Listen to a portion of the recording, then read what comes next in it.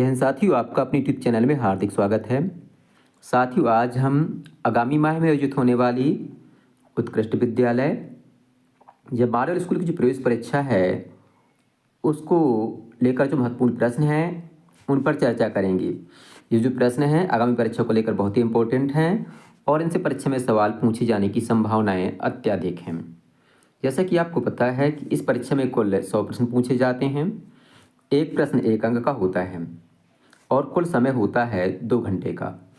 इन 100 प्रश्नों में से 15 प्रश्न हिंदी के होते हैं, 15 प्रश्न इंग्लिश के होते हैं, लगभग 20 प्रश्न गणित के और शेष प्रश्न विज्ञान, समाज विज्ञान और MPGK के होते हैं। साथ ही इसके पहले की वीडियो में हमने हिंदी विषय, गणित विषय, विज्ञान, समाज विज्ञान के जो महत्वपूर्ण प्रश्न हैं उनकी वीडियो चैनल पे अपलोड कर दिए हैं। आप जाके प्लेलिस्ट से वे वीडियो देख सकते हैं। साथ ही इस भाग में हम फिर से जो हिंदी विषय के महत्वपूर्ण 15 प्रश्न हैं उन पर चर्चा करेंगे और जानेंगे उनके सही उत्तर क्या हैं और आपको हम बतलाएंगे कि परीक्षा में कहाँ कहाँ से किस किस पोर्शन से हिंदी में सवाल पूछे जाते हैं। तो आइए साथियों देखते हैं हिंदी विषय के महत्वपूर्ण प्रश्न और उनके सही उत्तर। साथियों, हिंदी विषय का पहला प्रश्न है, हाथ पांव फूलना मुहावरे का अर्थ क्या है? पहला ऑप्शन है सूझा ना जाना, दूसरा ऑप्शन है घबरा जाना, तीसरा ऑप्शन है ताकतवर हो जाना और चौथा ऑप्शन है खुश होना। आप जल्दी से इसका उत्तर बतलाएं कि क्या होगा। पहले में दिया है कि सूझा ना जाना, घबरा जाना, ताकतवर हो जाना, मोटा हो जाना, खुश हो जाना। तो इसका सही उत्तर है ऑप्शन दूसरा, घबरा जाना। अगला प्रश्न है, निम्न में से भिन्न संज्ञा कौन सी है अर्थात सबसे अलग कौन सा है? पहला ऑप्शन है गंगा, दूसरा नर्मदा, तीसरा गोवर्धन, चौथा है यमुना। तो आप देख पा रहे हैं कि गंगा स्त्रीलिंग है, एक नदी का नाम है, नर्मदा भी स्त्रीलिंग है और यमुना भी स्त्रीलिंग है, परंतु गोवर्धन जो है एक पर्वत का नाम है, ये पुल्लिंग है। तो ऑप्शन सी हमारा सही उत्तर होगा। आप जो है देखते जाएं कि आपसे इनमें से कितने प्रश्न बन रहे हैं। आप जो हमें कमेंट कर बतलाएं कि आपसे कितने प्रश्न इनमें से बनते थे। अगला प्रश्न है, किस रस को रसराज या रसों का राजा कहा जाता है? पहला ऑप्शन है वीर रस, दूसरा ऑप्शन है हास्य रस, तीसरा ऑप्शन है श्रृंगार रस और चौथा ऑप्शन है करुण रस। तो साथियों, इस प्रश्न का सही उत्तर है ऑप्शन तीसरा, श्रृंगार रस। तो श्रृंगार रस को जो है रसराज या रसों का राजा कहा जाता है। आपको जो इनके स्थायी भाव भी याद करना है। जैसे बीरस का उत्साह होता है, स्थायी भाव, हास्य का हास होता है, श्रृंगार का रति होता है, करुण का शोक होता है। तो आप जो हैं इन रसों के स्थायी भाव रसों के नाम याद कर लें। मुख्यतः 9 रस होते हैं। 10वां रस होता है वात्सल्य रस। तो आप इनके 10 रसों के जो हैं स्थायी भाव याद कर लें, इनसे परीक्षा में सवाल पूछे जाते हैं। अगला प्रश्न है, वह समास जिनमें अन्य पद की प्रधानता होती है उनमें कौन सा समास होता है? पहला ऑप्शन है कर्मधारय समास, दूसरा ऑप्शन है बहुव्रीहि समास, तीसरा ऑप्शन है द्वंद्व समास और चौथा ऑप्शन है द्विगु समास। तो वह समास जिसमें अन्य पद की प्रधानता होती है उसको जो है बहुव्रीहि समास कहा जाता है। जैसे दशानन और चतुरानन इत्यादि। और जो द्वंद्व समास होता है इसमें दोनों पद प्रधान होते हैं, जैसे भाई बहन, राम लक्ष्मण। और जो द्विगु समास होता है संख्यावाची होता है, जैसे चौराहा, पंचरत्न इत्यादि। और कर्मधारय समास में दोनों पद प्रधान होते हैं, जैसे नीलकमल। तो नीलकमल में क्या है? कर्मधारय समास है। तो इस प्रकार से इस प्रश्न का सही उत्तर होगा ऑप्शन दूसरा, बहुव्रीहि समास। तो एक सवाल समास से भी परीक्षा में पूछा जाएगा। अगला प्रश्न है, अनेक शब्दों में से एक शब्द का है। प्रश्न दिया है जो ईश्वर में विश्वास करता हो उसे क्या कहते हैं। जो ईश्वर में विश्वास करता है उसे क्या कहते हैं। पहला ऑप्शन है स्वास्तिक, दूसरा ऑप्शन है सात्विक, तीसरा ऑप्शन है नास्तिक और चौथा ऑप्शन है आस्तिक। तो जो ईश्वर में विश्वास करता है उसको आस्तिक कहा जाता है। नास्तिक किसे बोलते हैं। नास्तिक आस्तिक का उल्टा होता है, विलोम होता है, यानी कि जो ईश्वर में विश्वास नहीं करता है। तो इसमें प्रश्न था कि जो ईश्वर में विश्वास करता है उसे क्या कहते हैं, तो उसका सही उत्तर है ऑप्शन डी आस्तिक। अगला प्रश्न है उपसर्ग से है ये कि अधीश्वर में कौन सा उपसर्ग है। उपसर्ग वे शब्द होते हैं जो शब्द के पहले लगाए जाते हैं। तो इसमें जो है ऑप्शन सी हमारा सही उत्तर होगा, अधि उपसर्ग है इसमें।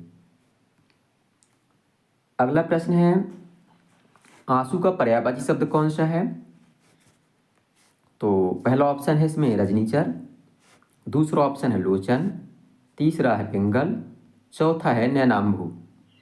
तो इसका सही उत्तर है ऑप्शन डी नैनाम्भू। रजनीचर बोलते हैं चोर को या कहें राक्षस जो रात में चलते हैं। लोचन होता है अग्नि को, सॉरी लोचन होता है नेत्र का पर्यायवाची। अगला प्रश्न है पीपर पात सरस मंडोला काव्य की पंक्तियों में कौन सा अलंकार है।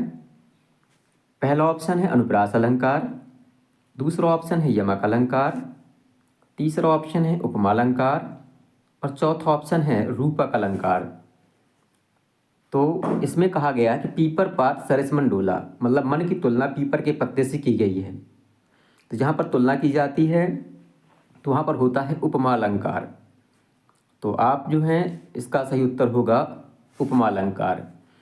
और अनुप्रास अलंकार वहाँ होता है जहाँ बार बार एक या एक से अधिक वर्णों की आवृत्ति होती है। जैसे मान लो चार चंद्र की चंचल किरणें खेल रही थी जल थल में, तो वहाँ होगा अनुप्रास अलंकार।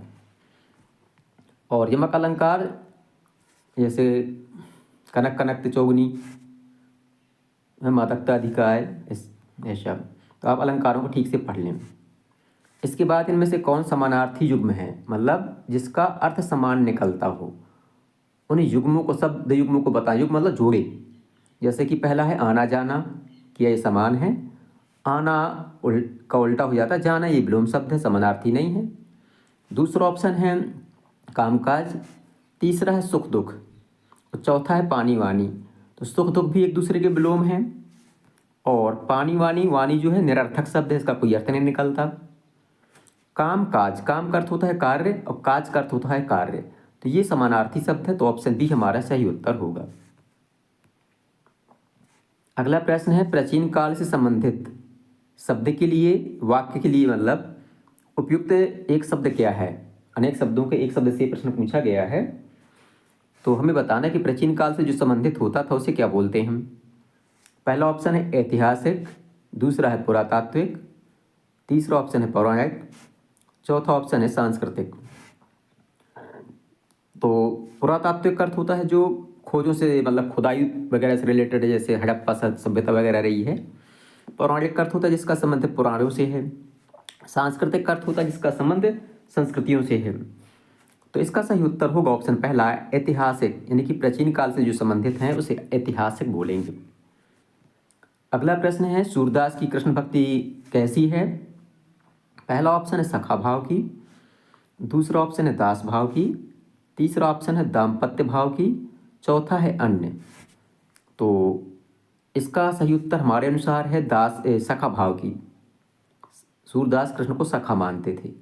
कई जगह इसका उत्तर दास भाव ही लिखा मिलता है, परंतु सबसे उपयुक्त उत्तर इसका ऑप्शन पहला सही है। दंपत भाव की जो भक्ति थी ये मीरा जी की थी, और दास भाव की जो भक्ति है वो तुलसीदास जी की थी। अगला प्रश्न है इनमें से अमृत का पर्यायवाची शब्द कौन सा नहीं है। हमें बताना है इनमें से कौन पर्यायवाची शब्द अमृत का नहीं है। पहला ऑप्शन है सुधा, दूसरा ऑप्शन है विहग, तीसरा ऑप्शन है अमी, चौथा ऑप्शन है पीयूष। तो विहग जो है अमृत का पर्यायवाची नहीं है, विहग पक्षी का पर्यायवाची है, जबकि सुधा, अमी और पीयूष ये अमृत के पर्यायवाची हैं। तो एक सवाल आपका परीक्षा में पर्यायवाचियों से पूछा जाएगा, तो आपको जो आसान आसान पर्यायवाची हैं उनको पढ़ लेना है, याद कर लेना है।